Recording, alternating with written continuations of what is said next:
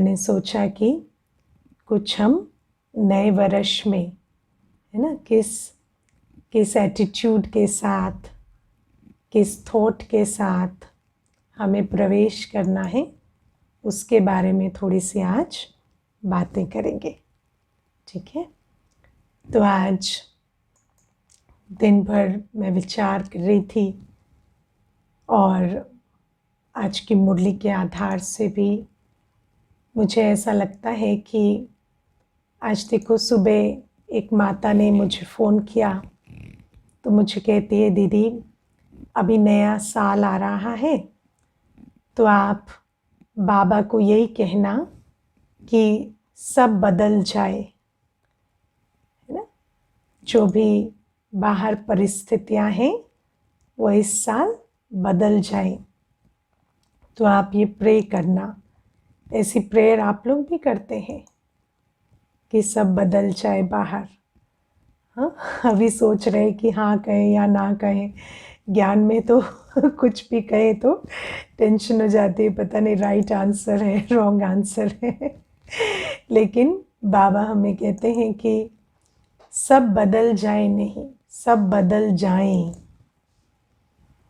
क्योंकि जब स्व परिवर्तन होगा तो विश्व परिवर्तन होगा। तो हम समझते हैं सब बदल जाए नहीं, सब बदल जाएं होना चाहिए, कि जो आत्माएं हैं वो अपने परिवर्तन पर ध्यान दें। और मैं समझती हूँ कि ड्रामा भी इशारा दे रहा है। देखो, दुनिया में एक सिद्धांत कहा जाता है कि pain tells you where you have to change. Pain इशारा देता है कि परिवर्तन कहाँ होना है या परिवर्तन होना है। जैसे मैं एक बार किसी की बात सुन रही थी, उन्होंने कहा कि कोई व्यक्ति है जिसको पेन नहीं होता, है ना, जिसको पेन क्या है वो फीलिंग नहीं होती बॉडी में, कुछ भी होता है तो आप सोचो कि पेन नहीं होता तो कोई छोटी सी बीमारी भी बढ़ते बढ़ते बढ़ते बढ़ते मृत्यु तक हो जाएगी, शरीर छूट जाएगा, लेकिन उस आत्मा को इंडिकेशन ही नहीं मिलेगा कि उसको डॉक्टर के पास जाना है, उसको इलाज कराना है। तो बाबा हमें कहते हैं कि ये जो इमोशनल पेन है या स्पिरिचुअल पेन है या बीमारियों की वजह से जो फिज़िकल पेन भी हो रहा है आजकल, या फाइनेंशियल पेन क्योंकि इतना इकोनॉमिक क्राइसिस हो जाता है, तो ये सारा पेन हमें ये बता रहा है कि हमें बदलना पड़ेगा। और मनुष्य अगर अभी भी इस इशारे को, ड्रामा के इशारे को, बाबा तो कह ही रहा है, बाबा तो 1936 से आया है और बहुत क्लियर मैसेज दे रहा है कि अब स्व परिवर्तन से विश्व परिवर्तन की वेला है। लेकिन चलो, तब तक भी नहीं सुना, लेकिन अब तो ड्रामा भी कह रहा है कि अब परिवर्तन होना है। तो बाबा हमें यही कहते हैं कि अब समय के इशारे को भी समझकर हमें बदलना है। और बदलने में भी कोई मुश्किल बात नहीं करनी है ना। एक होता है बदलना जो मुश्किल है, लेकिन जो ड्रामा हमें कह रहा है, बाबा हमें कह रहा है, परमात्मा का इशारा, समय का इशारा, दोनों जो है वो ये है कि हम बदलें और अपने ओरिजिनल स्वरूप में वापस आ जाए, क्योंकि हम सभी बदल कर डिस्टोर्टेड, है ना, विकृत स्वरूप में आ गए हैं। तो अब हमें अपने ओरिजिनल स्वरूप में वापस आ जाना है।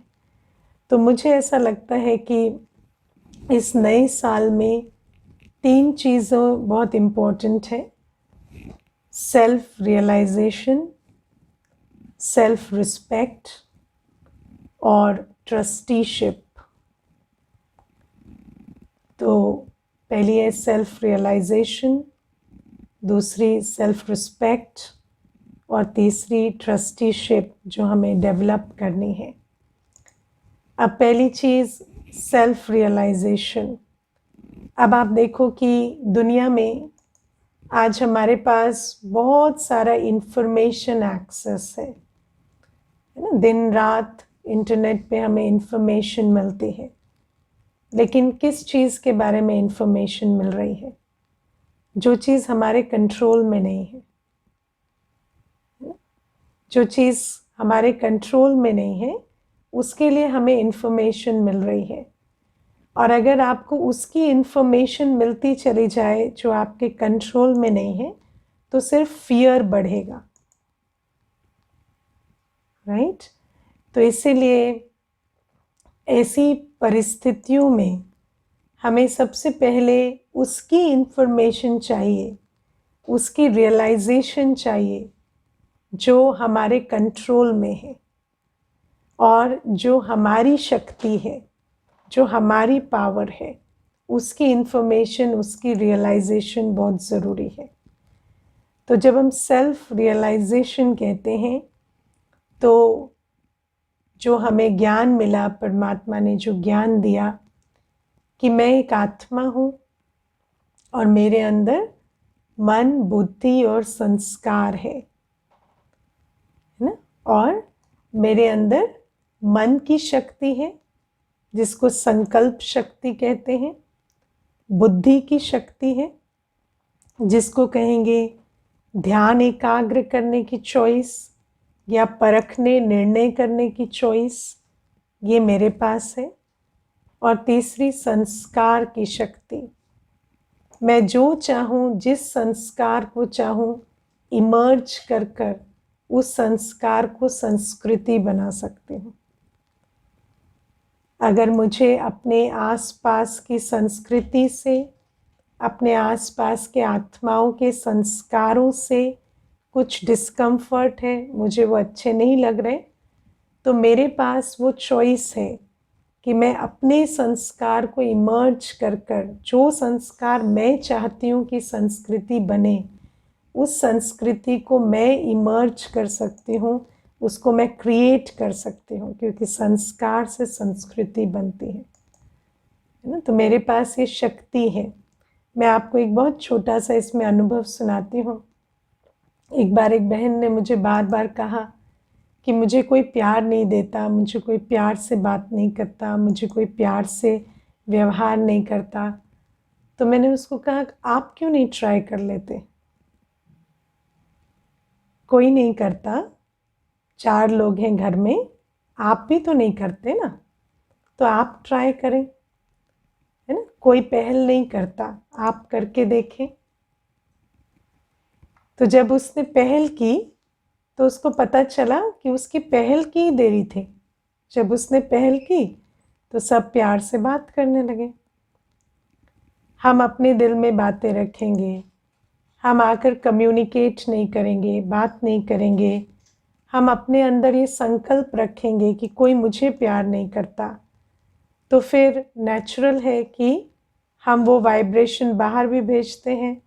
और फिर हम क्योंकि पहल ही नहीं करते तो सामने वाला भी हमें उस तरह से रिस्पॉन्ड नहीं करता, और धीरे धीरे वो एक कल्चर सा बन जाता है ना। तो बाबा हमें कहते हैं कि पहले तो अपनी शक्ति को पहचानो।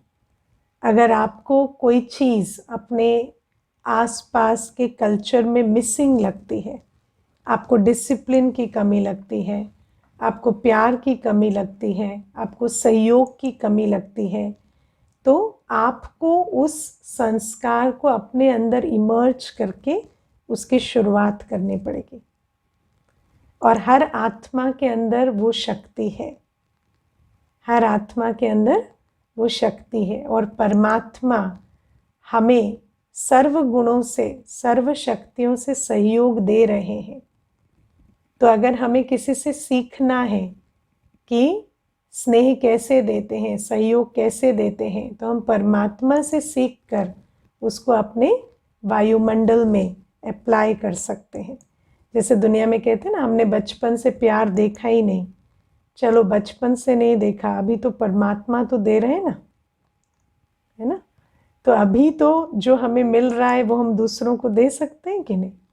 बचपन से हमें पवित्रता की चलन चलनी नहीं आती थी, लेकिन अब तो हम सीख रहे हैं। तो अब हम उस चलन में टिक कर दूसरों को भी सिखा सकते हैं या नहीं, है ना। पहले ऐसा था कि जहाँ पर ऑपोजिट जेंडर होंगे वहाँ पर अपवित्रता की ही चलन होगी, ये अज्यूम किया जाता था। लेकिन अब तो हमें समझ आया है ना, हम किसी के भी बीच रहते आत्मिक दृष्टि से पवित्र संबंध में रह सकते हैं। तो अभी हमें वो बात समझ आई है, तो अब हमें उस चीज़ की पहल करनी चाहिए।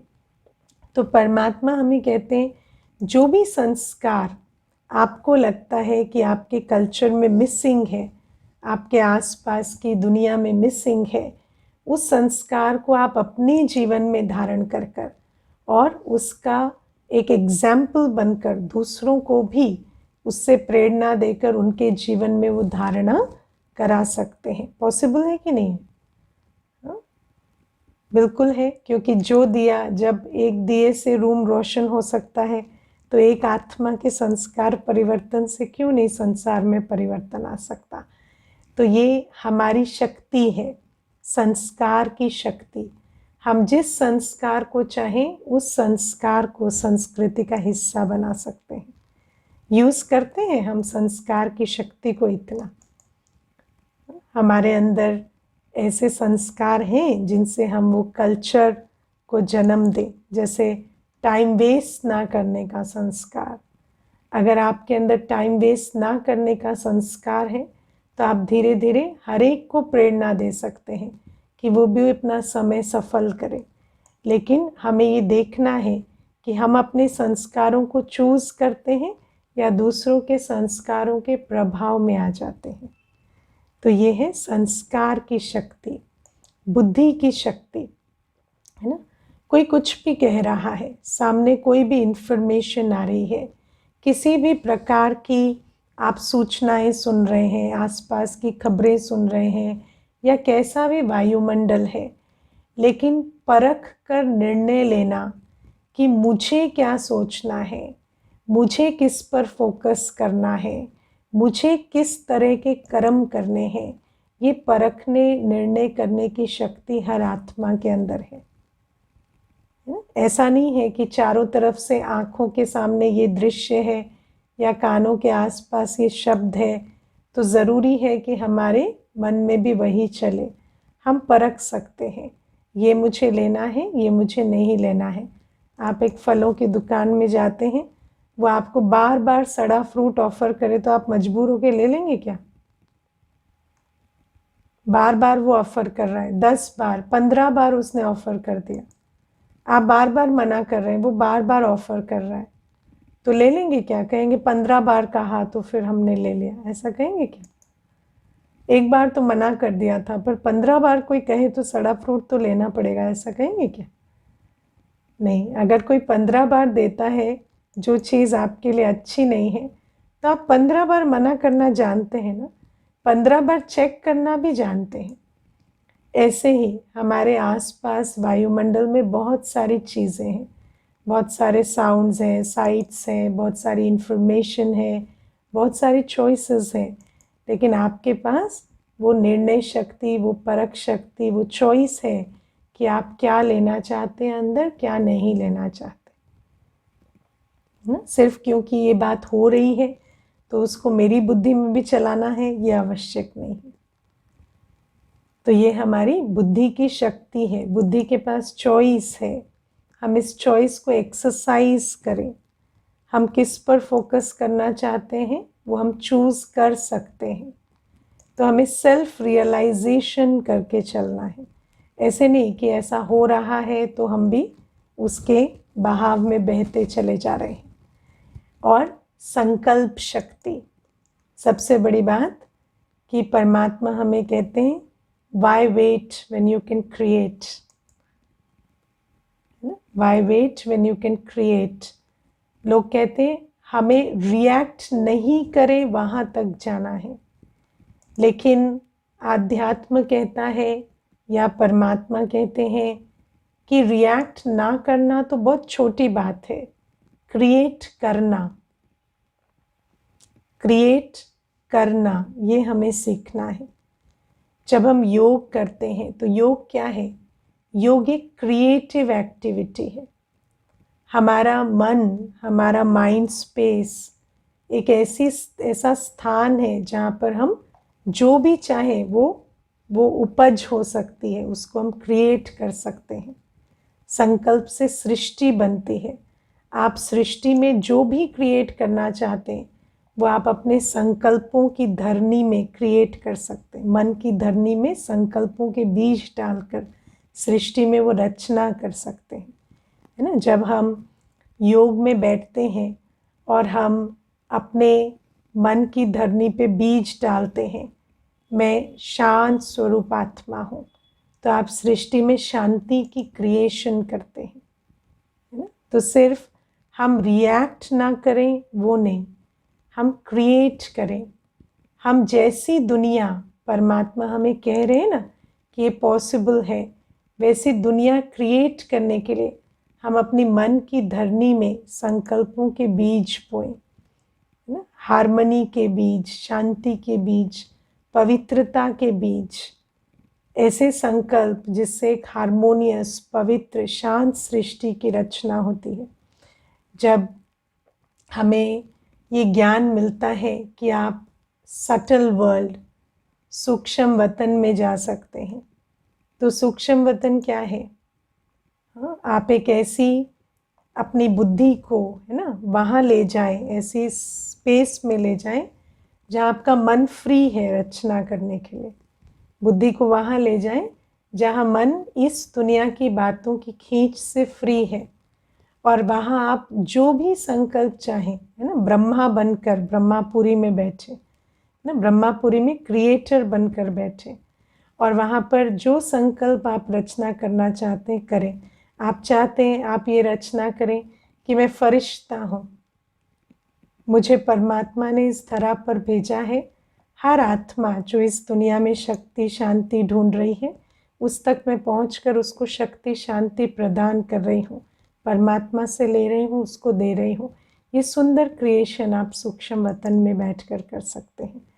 तो परमात्मा हमें कहते हैं तुम्हारा मन इतना पावरफुल इंस्ट्रूमेंट है कि सिर्फ ये सोचना कि हम परिस्थितियों के बीच रिएक्ट ना करें, ये तो बहुत छोटा एम है। हम उस संकल्पों से नई सृष्टि की नींव रख सकते हैं। तो परमात्मा हमें कहते हैं कि तुम सेल्फ रियलाइजेशन करो, अपने मन, बुद्धि और संस्कार की शक्ति को प्रयोग में लाओ। एक होता है कि शक्ति को जानना, एक होता है उसको प्रयोग में लाना। तो प्रयोग में ला रहे हैं, कौन कौन समझते हैं हम सब कुछ प्रयोग में ला रहे हैं? मनसा शक्ति को, हाँ, ध्यान की शक्ति को और संस्कार की शक्ति को प्रयोग में लाना है। तो ये है पहली बात सेल्फ रियलाइजेशन की, जो हमें इस नए वर्ष में हमें किसी और को रियलाइज नहीं करना है, हमें परिस्थितियों का आंकलन नहीं करना है, समस्याओं का आंकलन नहीं करना है, हमें अपना आंकलन करना है कि मैं कितनी शक्तिशाली हूँ, और अपनी शक्ति, अपनी समर्थि को पहचान कर हमें अपनी शक्तिशाली अवस्था से सृष्टि में अपना जो कार्य है वो करना है। तो ये है पहली चीज़, सेल्फ रियलाइजेशन। दूसरी बात सेल्फ एस्टीम या सेल्फ रिस्पेक्ट। सेल्फ रिस्पेक्ट, स्वमान, आत्मा को अपने स्वमान में रहना है। हमें बचपन से सिखाया जाता है दूसरों को सम्मान दो, सिखाते हैं ना। छोटे होते हैं, कोई घर आते हैं तो कहते हैं बेटा इनको नमस्ते करो, पाँव छो, है ना, या जिस भी हिसाब से सम्मान एक्सप्रेस करना सिखाते हैं अलग अलग जगहों पर अलग अलग विधि से। तो हमें सम्मान देना सिखाया जाता है ना। दूसरों के सामने ये नहीं बोलना है। हाँ, कई बार कहेंगे तुम ऐसा करोगे तो वो क्या बोलेंगे, कोई देखेगा तो क्या बोलेगा, है ना। तो दूसरों की नज़र में अच्छा रहना, दूसरों को अच्छा दिखना, कुछ ऐसा ना कहना या ना करना जो दूसरे को चुभे, दूसरे को अच्छा ना लगे, ये हमें बहुत अच्छे से सिखाया जाता है। लेकिन हमें ये नहीं सिखाया जाता कि ऐसा कुछ नहीं करना है जो खुद को ना चुभे। सेल्फ रेस्पेक्ट मतलब आत्मा ऐसे कर्म ना करे जो उसको चुभे या उसको हर्ट करे। अब आप सोचो कि जब हम कोई शब्द कहते हैं तो दूसरे को सुनाई देते हैं, लेकिन जब हम मन में संकल्प चलाते हैं, मन में थॉट चलते हैं और वो थॉट हमें दुखी कर रहे हैं या वो थॉट वो नहीं है जो एक आत्मा, एक दिव्य आत्मा को शोभा देते हैं, तो फिर वो थॉट मेरी नज़रों में मुझे नीचा कर रहे हैं, है ना।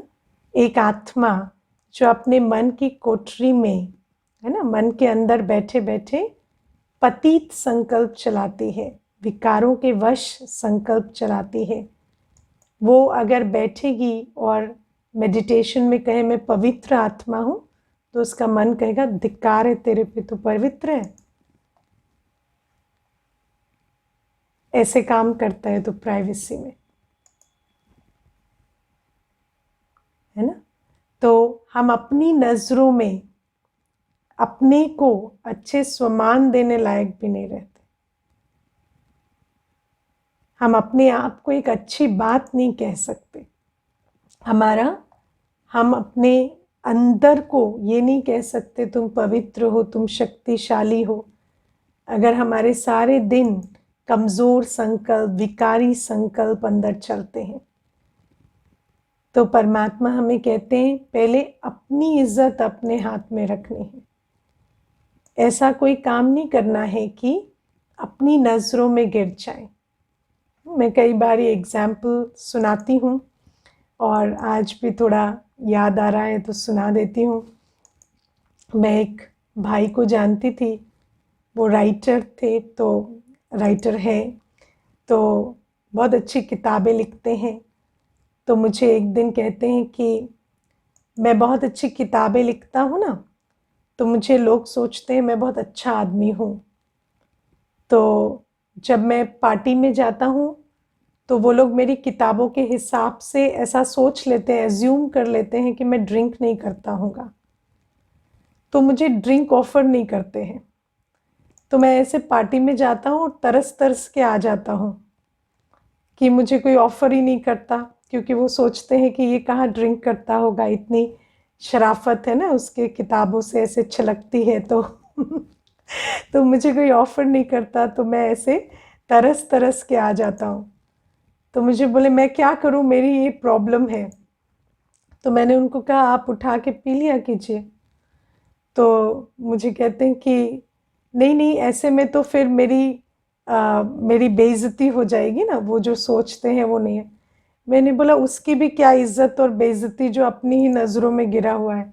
जब आपको आपको अपने आप को शराबी कहने में प्रॉब्लम नहीं है और आप उसके साथ जी सकते हैं जानते हुए कि मैं एक शराबी हूँ, तो कोई दूसरा कह देगा तो क्या बड़ी बात हो जाएगी, है ना। तो ये क्या है कि हम लोग समझ नहीं पाते कि एक आत्मा जो कर्म करती है या जो सोचती है, उससे किसी को क्या फ़र्क पड़ता है ना। कोई मुझे सोचे कि मेरा ये कैरेक्टर है, उससे मेरा कितना नुकसान होगा, और अगर मैं ये जानती हूँ मेरा ये कैरेक्टर है तो मेरा कितना नुकसान होगा। लेकिन हमें ये बात कभी सिखाई नहीं गई है, और अभी हम सुनते भी हैं ना तो हमें बहुत टाइम लगता है इसको रजिस्टर करने में कि एक्चुअली हम जो अपने थॉट में, वर्ड में और कर्म में जो काम करते हैं, जैसे ये शराब की बात मैंने बताई, भले ही अकेले बंद कमरे में कोई पी रहा है, लेकिन उस आत्मा को पता है मैं शराबी हूँ,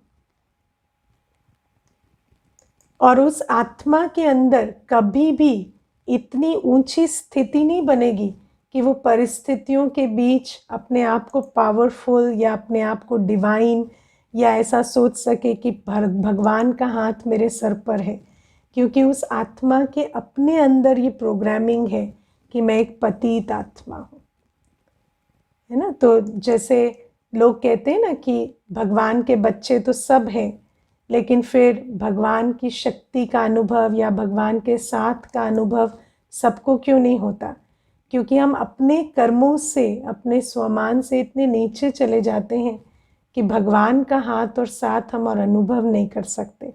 क्योंकि जब हम अपनी पवित्रता में हैं तभी भगवान का हाथ और साथ हम अनुभव करते हैं। इसीलिए सेल्फ रिस्पेक्ट अर्थात मैं आत्मा जानूं कि कौन से सोच, बोल और कर्म इज्जत गंवाने वाले हैं, और जो मैं किसी के सामने नहीं करती वो मुझे प्राइवेसी में भी नहीं करना है। क्योंकि जब हम उसे अपनी प्राइवेसी में भी करते हैं तो वो मुझ आत्मा को पता चलता है कि मैं एक पतित आत्मा हूँ, या मैं लायक नहीं हूँ, या भगवान मुझे प्यार नहीं करता होगा। ये अंदर जब प्रोग्रामिंग होती है तो उससे आत्मा की शक्तिशाली स्थिति नहीं बनती। तो ये है सेल्फ रिस्पेक्ट। और सेल्फ रिस्पेक्ट आत्मा अपने कर्मों से बनाती है ना। तो मनसा वाचा कर्मणा, जो हम कर्म करते हैं उससे हमारी सेल्फ रिस्पेक्ट बनती है। और सेल्फ रिस्पेक्ट वो है जिसे कोई छीन नहीं सकता, कोई हर्ट नहीं कर सकता। लोग कहते हैं ना, सारी दुनिया में, जिंदगी में इज्जत सबसे बड़ी चीज़ है। तो इज्जत वो नहीं होती है जो दूसरे हमें देते हैं, क्योंकि अगर कोई हमें इज्जत देता है कोई बेइज्जती भी कर सकता है। ये तो उनको रिमोट कंट्रोल देने जैसा है ना। तो आज अगर वो हमें बहुत अच्छा अच्छा कह रहे हैं, कल वो अपना नुकसान होने पर या जो वो हमसे एक्सपेक्टेशन रखते हैं पूरी ना होने पर वो बुरा बुरा भी कह सकते हैं। तो अगर वो जो मान है या सम्मान है वो बाहर से मिल रहा है तो कल वो छिन भी सकता है, और हमेशा व्यक्ति को खतरा भी बना रहता है कि कल वो इज्जत जो है वो चली ना जाए। लेकिन जब हम अपनी कर्मों से अपने स्वमान को बनाते हैं, जब हम अपने मन को पवित्र रखते हैं, जब हम अपनी वाणी से कभी कड़वे वचन नहीं बोलते, जब हम अपने कर्मों को एक देवी आत्मा के कर्म जैसा रखते हैं, तो हमारे अंदर इतना स्वमान होता है, इतनी सेल्फ रिस्पेक्ट होती है कि कोई प्रकृति की सीन, कोई आत्मा का व्यवहार, कैसी भी बात हमें ये फील नहीं करा पाती कि मेरा कोई नहीं है, या मैं खतरे में हूँ, या मेरा क्या होगा। उस आत्मा को हमेशा ऐसा लगता है कि मैं महान आत्मा हूँ, मैं दिव्य आत्मा हूँ, और परमात्मा और प्रकृति दोनों मेरे साथ है। और ये कोई कहने की चीज़ नहीं, ये अपने कर्मों से कॉन्फिडेंस क्रिएट होता है। और इसमें एक और बात भी हम समझेंगे, एक तो आत्मा शुद्ध कर्म से अपना स्वमान बनाए, और दूसरा आत्मा का सबसे गहरा कनेक्शन, या आप कहें कि मरण, शरीर छूटने तक शरीर के साथ आत्मा बिल्कुल अटैच्ड रहती है ना। तो सिर्फ मन, वचन, कर्म की प्योरिटी नहीं, शरीर की भी प्योरिटी अनिवार्य है। क्योंकि आत्मा का इतना गहरा कनेक्शन है शरीर से कि शरीर से हम जो देखते हैं, सुनते हैं, खाते हैं, है ना, शरीर की स्वच्छता, सफाई, सबका असर आत्मा पर होता है। अभी हम उस स्थिति में नहीं है और ना ही अंत तक होंगे कि शरीर अशुद्ध रहे और आत्मा पवित्र फील करे। शरीर के साथ हमारा बहुत गहरा कनेक्शन है, इसीलिए शरीर की पवित्रता, आँख, कान, नाक, हर इंद्रिय की पवित्रता, है ना, शरीर को मुख से शुद्ध भोजन खिलाना, शरीर की पवित्रता पर अटेंशन देना, ये भी हमारे स्वमान पर बहुत इम्पैक्ट डालता है। तो इसीलिए परमात्मा हमें कहते हैं कि एक तो सेल्फ रियलाइजेशन, दूसरा सेल्फ रिस्पेक्ट। क्योंकि सेल्फ रिस्पेक्ट जिस आत्मा में नहीं होगा वो आत्मा बहुत जल्दी प्रकृति के सीन्स में और दूसरों के व्यवहार में भय और चिंता में आ जाएगी, है ना। और जिसके अंदर स्वमान होगा, सेल्फ रिस्पेक्ट होगा, कर्मों पे इतना अटेंशन दिया होगा, वो स्थिति क्रिएट की होगी, वो ही आने वाली सीन्स में, है ना, जो पहली बात बताई ना कि क्रिएटर बन पाएंगे, रिएक्ट करने की जगह क्रिएटर वो बन पाएंगे जो सेल्फ रिस्पेक्ट में है। और तीसरी बात, ट्रस्टीशिप। जब हम अपने ये समझते हैं कि मेरे पास जो भी कुछ है वो मेरा है ना। तो ये बहुत है तो बड़ी अजीब सी बात, लेकिन आज मनुष्य अपनी चीज़ को ही अब्यूज़ करता है ना। अगर मैं आपको एक बहुत छोटा सा सवाल पूछूं कि आपके पास दो चीज़ें हैं, एक आपकी अपनी और एक किसी की अमानत, तो आप ध्यान ज़्यादा किसका रखते हैं? तो कहेंगे अमानत का, है ना। जो अपनी चीज़ है उसको अब्यूज़ करते हैं। आजकल लोग कहते हैं कि हम अपनी पत्नी अपने बच्चे को क्यों नहीं मार सकते, है ना। दूसरे किसी को थोड़ी मार रहे हैं ना, दूसरे को थोड़ी मारा है, दूसरे को थोड़ी गाली दी है, अपनों को गाली दी, अपनों को मारा है। तो ये बड़ी इंटरेस्टिंग चीज़ है कि अपनापन कैसे व्यक्त होता है, अब्यूज़ करके, मार के या उसको कष्ट पहुंचाकर। तो हम ऐसा समझते हैं जो अपना है उसका शोषण किया जाए, और जो दूसरे का है उसको अमानत समझकर ध्यान दिया जाए। तो परमात्मा हमें कहते हैं चलो अगर ऐसा है तो ऐसा ही सही, तो अब तुम ये समझो कि तुम्हारा कुछ भी नहीं है जो कुछ है वो मेरा है और तुम्हारी अमानत है। तो ये मन भी, ये शरीर भी, धन भी, समय भी, शक्ति भी, संबंध भी, सब कुछ किसके हैं? भगवान के हैं, है ना। हमें क्यों मिले हैं?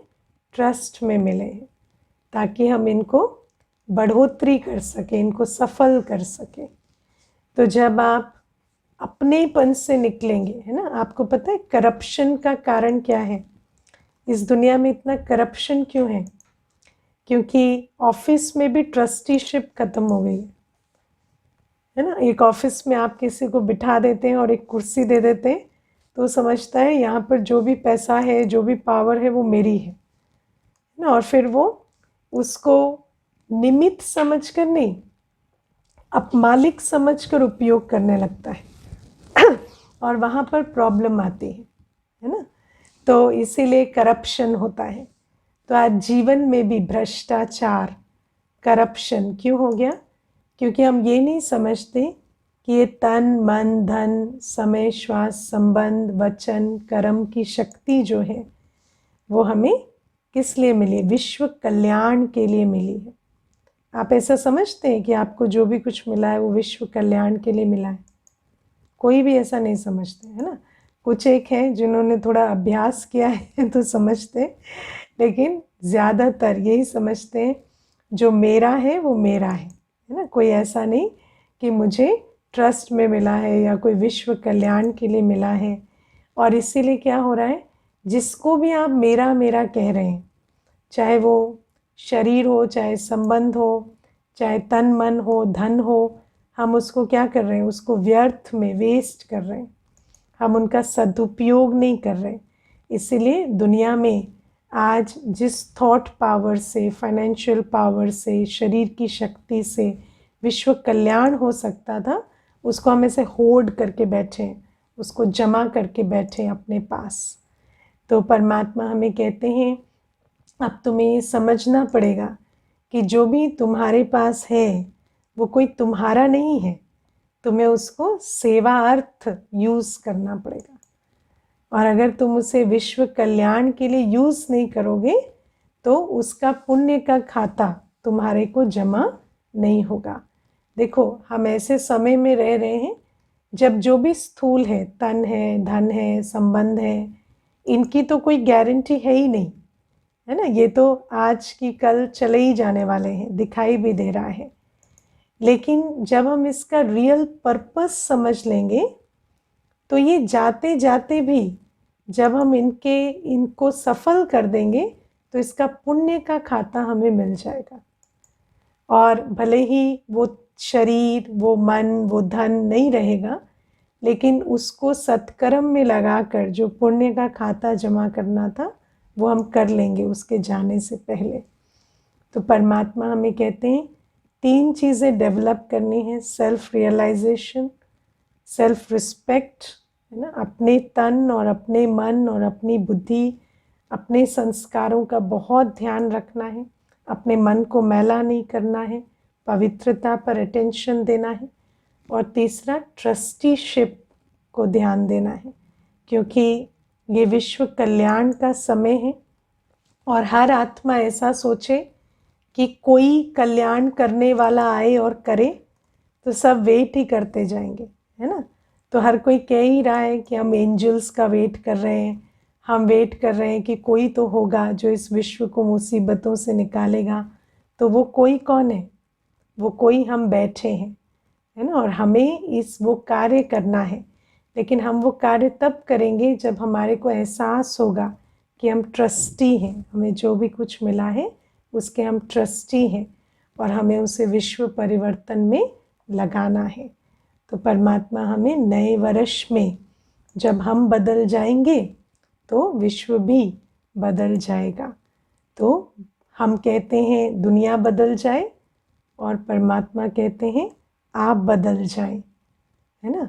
तो हमारी दुआ एक्सेप्ट होगी या बाबा की जो विश है वो एक्सेप्ट होगी ये अब देखना है, क्योंकि हम तो यही वेट करते हैं कि सब बदल जाए, लेकिन परमात्मा कहते हैं सब नहीं, तुम बदल जाओ तो सब बदलेंगे। तो ये तो पता ही है कि जीत तो परमात्मा के महावाक्यों की होगी। तो इसीलिए अब देर ना करते हुए हमें अपनी जिद छोड़ देनी है। ये एक जिद है ना, कि हम नहीं बदलेंगे, सब कुछ बदलना चाहिए। तो इस जिद को अब हमें छोड़कर सरेंडर कर कर स्व परिवर्तन से विश्व परिवर्तन की शुरुआत करनी है। ओके, तो सबको आने वाले नए वर्ष की बहुत बहुत शुभकामनाएं। ओम शांति।